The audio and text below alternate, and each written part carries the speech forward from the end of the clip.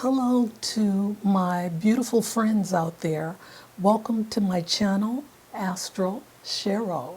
And this is your monthly forecast for October 2025. We've already moved into fall, and October is a cleansing month because we have Mercury being the star of the month and Neptune moving back into Pisces at 29 degrees, along with Saturn at 26 degrees. And there are other planets that are following. Mars is in Scorpio. We have Mars.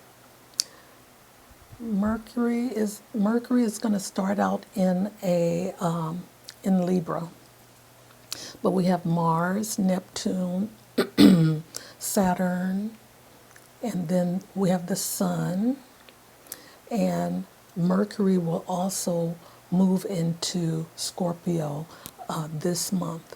So there's an emphasis on the water. Okay, water represents reflection.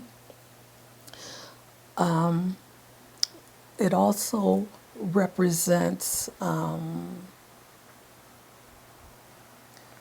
what you can't see. Okay, it is a portal as well. So with this water energy happening this month, we have this it's a recalibration. Neptune and Saturn moving back into Pisces is the opportunity, and the last one, to make sure that we have brought the things up that we need to let go of. And for some reason, for some of us, we forgot something, and that something needs to be addressed, and that's why they're back to show us the way. Okay, and then we have Pluto in Aquarius stationing direct, and with that direct motion, the retrograde already brought things to the surface. Now that it's at the surface, Pluto is taking action swiftly, quickly. So the cleanup is happening, and some of it is going to be whether you like it or not, okay? But I suggest that you go with the flow, because we still have the North Node in Pisces and the South Node in Virgo. So this North Node energy, along with the Neptune and Saturn in Pisces, we need to, make sure that we set our boundaries going forward. And because Neptune and Pisces are boundless energies, and sometimes with that energy, you may want to overextend yourself. And with Neptune being here, Neptune wants us to recognize our fear from our intuition. And that's where the fog and the confusion happens with Neptune. Neptune is very spiritual. It wants us to be on our spiritual path and grow spiritually, very compassionate. But we always tend to reference Neptune with the fog and the confusion. However, there is a reason for that, because that is about us being more keen about what we are experiencing, and know that the experience is either fear-based or your intuition speaking to you. Okay, So I don't want to spend too much time on this intro. Let me see what else was there that I wanted to share with you outside of Pluto and Neptune.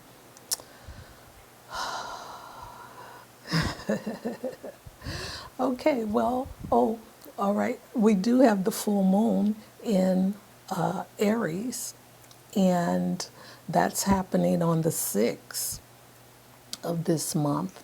And, even though the full moon is about releasing, this is an action oriented full moon and taking charge and being assertive in your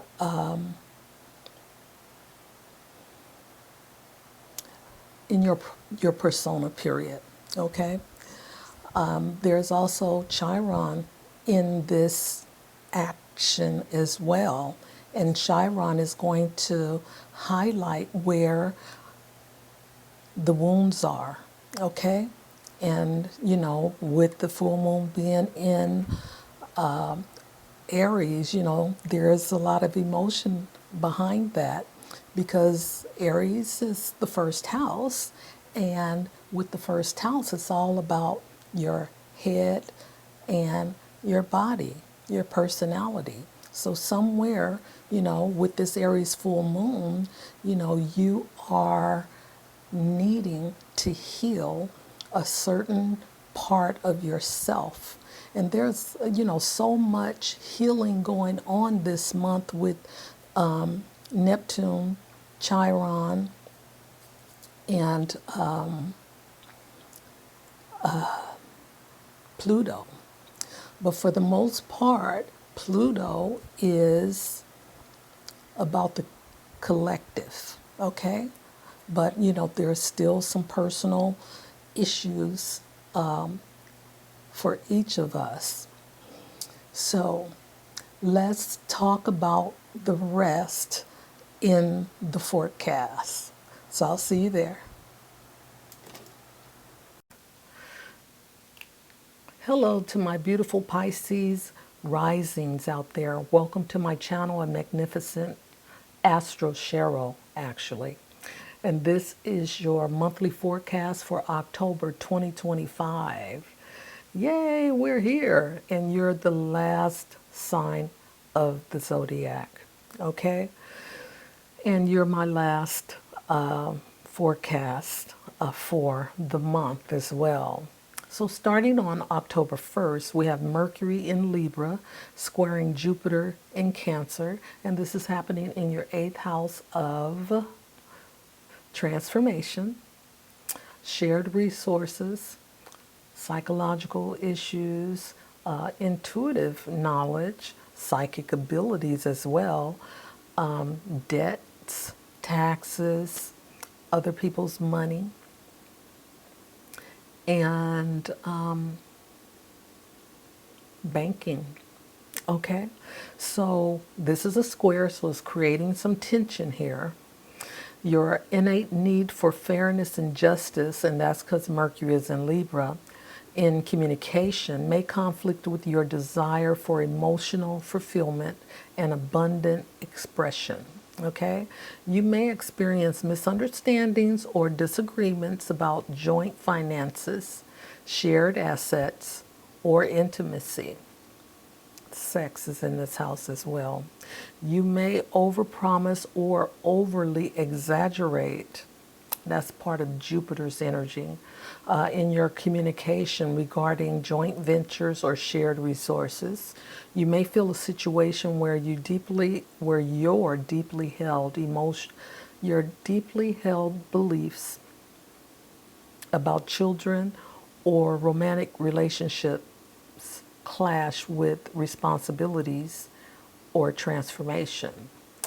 And I didn't talk about the 5th house. The 5th house is your house of creativity, romantic relations, children, your hobbies, and games of speculation. Okay, so we're going to move on, and it looks like your eighth house is going to be a big topic, maybe. Let's see. Yeah, yep. All right, so we're going to move to the third, where we have Mercury in Libra opposing Chiron in Aries. Chiron is the wounded healer, and we all have Chiron in our charts. Our charts, we may not have Chiron in Aries, but in another sign. However, this is a transit, and wherever Aries is in your chart, this is where Chiron is putting the light, shedding light on, for you to work on healing those areas that we feel hurt, when we're triggered. So your second house is your house of finance, your self-worth, your values and your possessions. So this could likely be talking about, your self-worth. But let's get into it. So during this transit, your communication becomes deeply emotional and impassioned when dealing with shared resources, debt, or issues of intimacy and transformation as well. You are very sensitive about your self-worth and personal values. There is an internal conflict between your need for emotional connection and desire for self-sufficiency and personal values. You can take a deeper investigation into psychology, the occult, or hidden aspects of your life. Confronting these deeper issues may involve confronting your own feelings of inadequacy or vulnerability regarding your resources and your self-worth. Okay, so Pisces, again, set your boundaries and work on how you feel about yourself, okay? Because how you feel about you is how other people are going to feel about you. So if you don't feel highly, then they don't feel highly. So feel highly about yourself and work on that part of you, because Chiron is shedding that light on your self-worth right now. All right, so on the 6th, we have Mercury moving into the sign of Scorpio, and this is happening in your ninth house. And your ninth house is about your belief systems. It's about spirituality, religion, philosophies, long distance travel, other cultures, teachers, and publishing. If I didn't mention higher learning, that too is a part of this ninth house. Okay, so your intellectual curiosity will likely turn towards philosophy, religion, and the occult.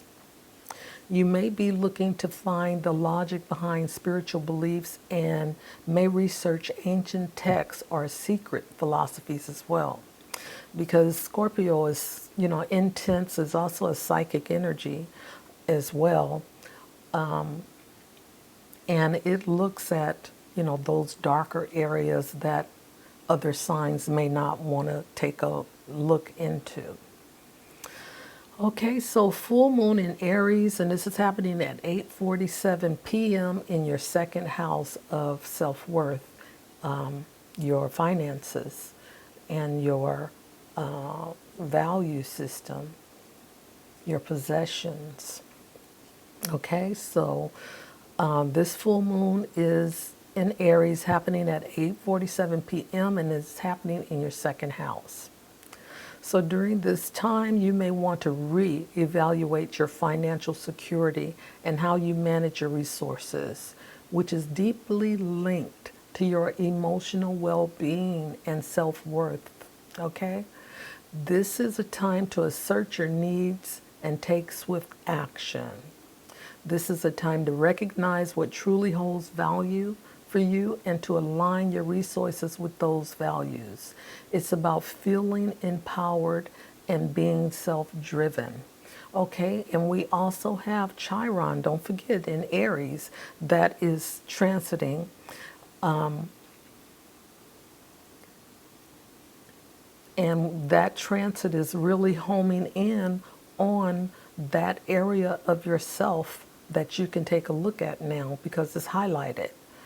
So get a good look and start to release it so that you can create room for, some new growth.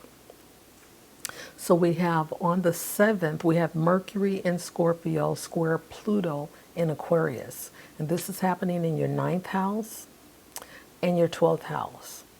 Now, Mercury in Scorpio, Scorpio is comfortable in the, well, I'm going to take that back because I thought it was the 8th house, but it's the 9th house. So this is your 9th house of, your beliefs, your religious factors, international travel, other cultures, and I've already went through that before. And your 12th house is the house of retreats. This is the house of the unconscious mind. So being in that particular space during this square, you should be able to pull up, the things that have been dug deep within your psyche and bring to the surface to let go, because this is, where you can do some shadow work, where you can heal yourself, where you can, do some meditation and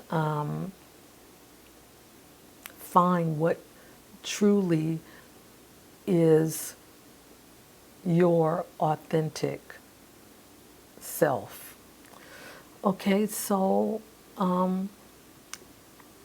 with the square, your mind may feel like it is under immense pressure to uncover hidden truths that may lead to obsessive thinking or an inability to find intellectual peace. Okay, so you may find yourself in arguments or intellectual confrontations where underlying power struggles are at play related to unconventional or taboo subjects. Being psychic, being a healer, your ability to communicate what you keep private may be hindered by your own hidden psychological patterns. Okay? And this is a good time to take a look at all of that. This is a potent time for confronting deep-seated psychological issues and bringing them to light. Okay? So on the 13th, we have Venus moving into Libra, and Venus rules Libra, and this is a good energy here, positive energy.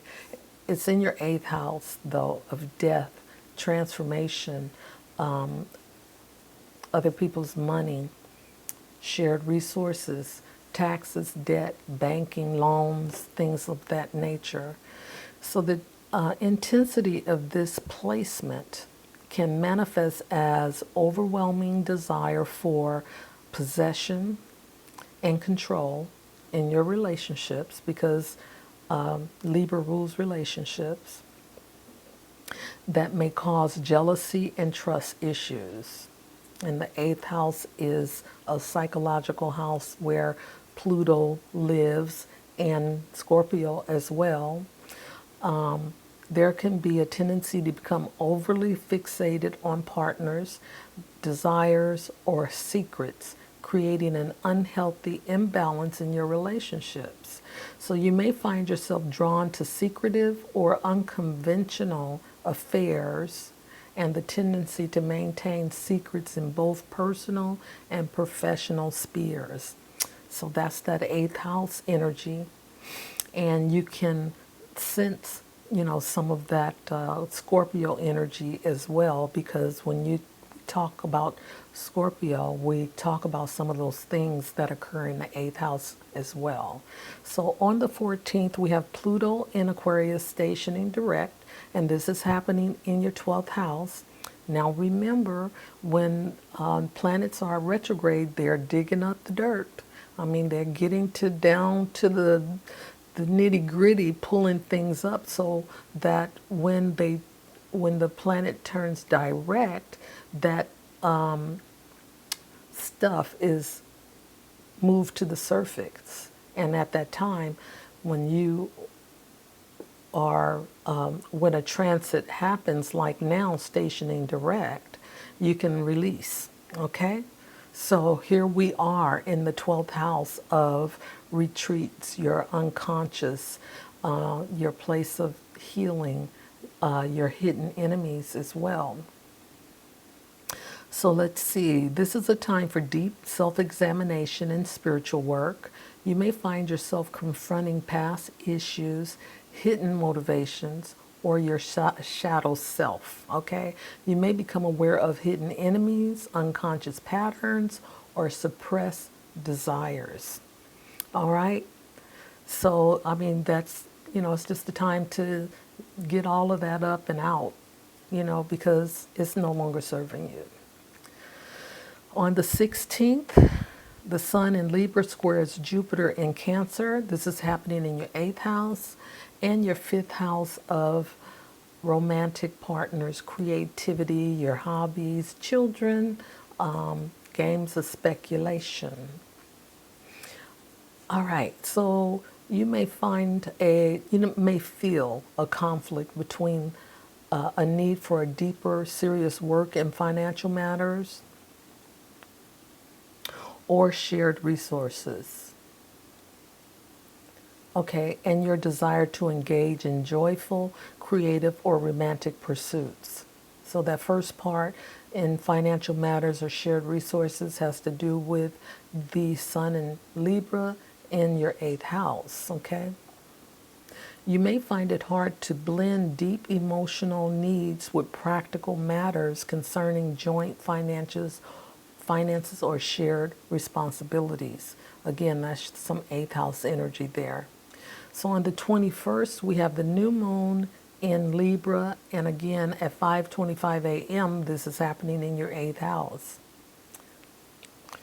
Okay, the transit is ideal for deep personal transformation, letting go of the past, and be self-empowered. Work for fair agreements around your shared resources with your partners and personal relationships. This is a time for introspection, facing your fears and transforming what no longer serve you into a catalyst for growth, okay? So this is great new moon energy. So on the 23rd, we have Neptune retrograding back to 29 degrees of Pisces, and this is happening in your first house of self, and how other people view you, your self-worth as well. So Neptune, again, is a spiritual planet, and it wants us to really connect with our authentic self here. But what we always are exposed to when Neptune moves is the fog and the confusion. And when you look at it, if you are intuitively grounded, then you have that guiding light even in the fog and confusion. But if you don't have that grounded intuition, then you're going to be operating out of the place of fear, false evidence appearing real. Okay, that's what fear is. And a lot of times it's easier for us to, work in fear, but this is time to let it go.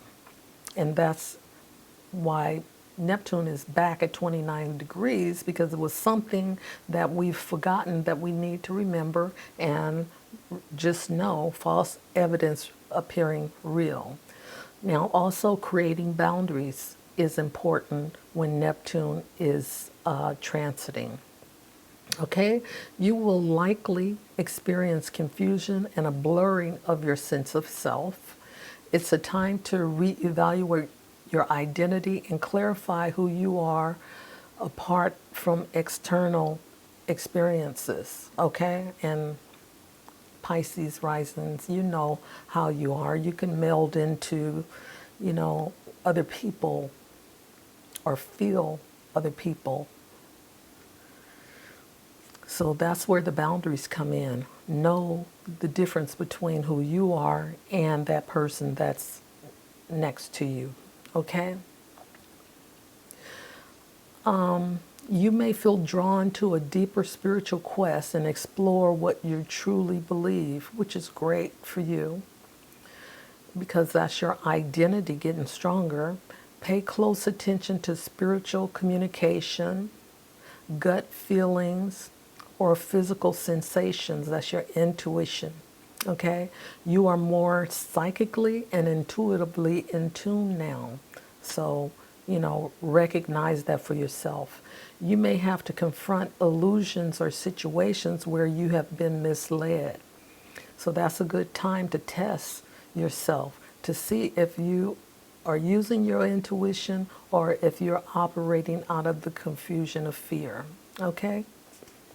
This is a time to set clear, compassionate boundaries to protect yourself from feeling drained or overwhelmed.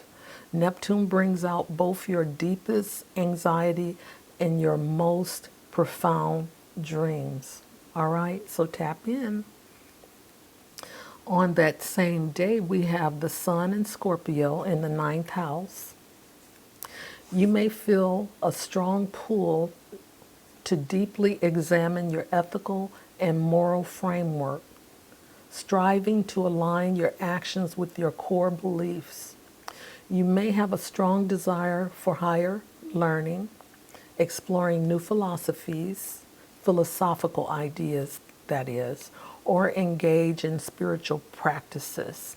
You may seek out new places, cultures, or involve yourself in experiences that challenge your current worldview. Now, that's some growth here, okay?